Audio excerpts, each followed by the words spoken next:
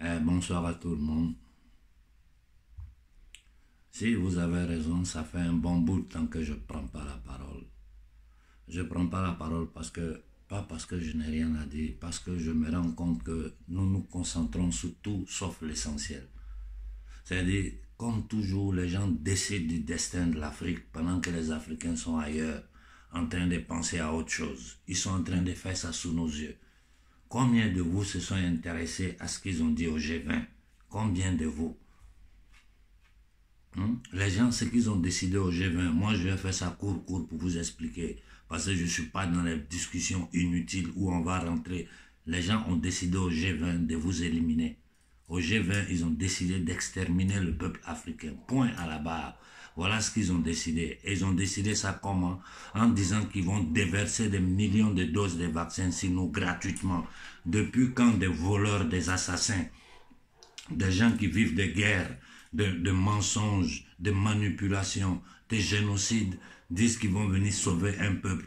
C'est-à-dire tous ces domestiques-là, tous ces gens qu'on dit les chefs d'État des G20, tout ça c'est les domestiques du pouvoir néo-féodal qui commandent ce monde-là. Ceux qui veulent empoisonner le monde entier, ceux qui sont en train d'empoisonner les Occidentaux. Regardez ici, aujourd'hui, pourquoi moi ils m'ont attaqué?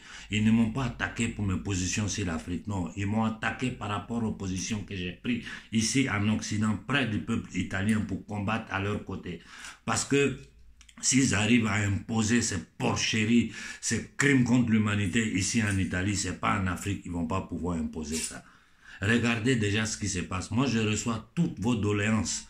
Mais c'est-à-dire, il y a des choses qui sont tellement extrêmes que je me dis, après, je vais répondre. Je sais, on me dit qu'au Togo, tu peux même plus respirer si tu n'as pas de passe sanitaire. Au Bénin, même pour acheter un timbre, il te faut un passe sanitaire. En Côte d'Ivoire, il paraît qu'on poursuit les gens pour les vacciner.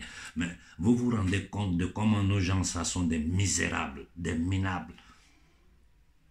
Regardez sur mon canal Telegram, le seul endroit où je peux encore poster quelque chose, tous les documents que je vous mets. Cette fin de semaine, j'ai rien mis, mais toute l'Italie était sur pied de nouveau. Toute l'Italie est sur pied, toute la France, en Espagne, en Australie, partout les peuples sont sur pied contre ce poison qu'ils veulent inoculer à l'humanité. Et le pourquoi, tout le monde le sait aujourd'hui. Toute la merde qu'il y a dans ces choses-là, tout le monde le sait.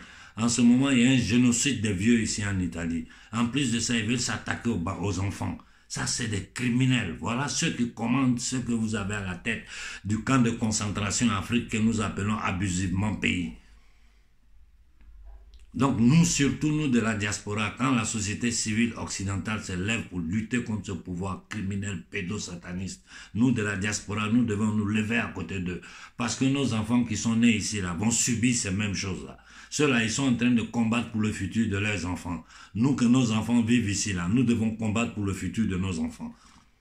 Et surtout en Afrique, vu que personne ne parle. Je sais comment ce truc-là est dangereux. Combien de présidents ils ont éliminés, combien d'activistes sont morts, combien de prix Nobel ils attaquent tout le monde. Voilà pourquoi les leaders africains ont peur de mettre leur bouche dedans. Mais c'est ça le travail là, quelqu'un doit le faire. Et moi, ma conscience ne me permet pas de me taire. Sinon, ça veut dire que je suis en train de lutter pour quoi? Pour un peuple qui s'apprête à empoisonner. Donc, le peu qui va rester, ça sert à quoi? Où on sauve tout le monde, où on sauve personne. Tout ce que nous pouvons faire, c'est vous avertir. Je vous ai dit, voilà ce qu'ils ont décidé, voilà ce qui se prépare contre nous. Et je vous ai dit que l'Afrique est déjà militairement occupée à tous les points stratégiques. En ce moment, ils sont en train de chercher là où déposer la base de l'Africom en Afrique, c'est-à-dire le commandement américain sous le contrôle de l'OTAN sur l'Afrique. Leur projet, c'est nous mettre tous dans l'écho en Afrique de l'Ouest, après passer en Afrique centrale. Ils ont tout dessiné. Un, génocider les trois quarts de la population. Deux, imposer ça, digitaliser l'Afrique et tenir le reste des esclaves que nous avons là-bas, là, sous notre contrôle. Voilà ce que ces gens-là nous préparent. Donc moi, je ne peux pas être là à perdre mon temps sur certaines choses. On vous donne des stratégies, vous trouvez que ce n'est pas bon. Donnez-nous des stratégies, nous sommes prêts à vous suivre. La confrérie est prête à suivre n'importe qui s'il y a des stratégies claires. Mais dans les trucs flous, les bavardages inutiles, les grosses fêtes, mais regardez ce qui s'est passé au Mali. C'était une très grande manifestation. Bravo, bout du monde est sorti. Mais où c'est arrivé? Nulle part. Personne n'est au courant de ça. Aucun journal Ici en Occident, on a parlé. Les médias internationaux, personne n'a rien dit. Une seule parole a été sortie. Donc ça veut dire que c'est resté entre nous. Alors que notre objectif là, pour pouvoir sortir l'Afrique de cette situation, il faut que le problème de l'Afrique soit exposé sur le plan international. Et il n'y a pas un moment meilleur contre celui-ci où la société civile occidentale est sur pied pour lutter contre ces criminels qui veulent empoisonner leur peuple, détruire leur peuple et imposer une dictature techno-sanitaire globale. Voilà dans quoi nous sommes. Donc chacun se fasse une réflexion. Moi, plus que ça, je ne peux pas dire.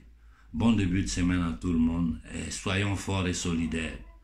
Nous pouvons gagner ce combat. Bonne semaine à tout le monde.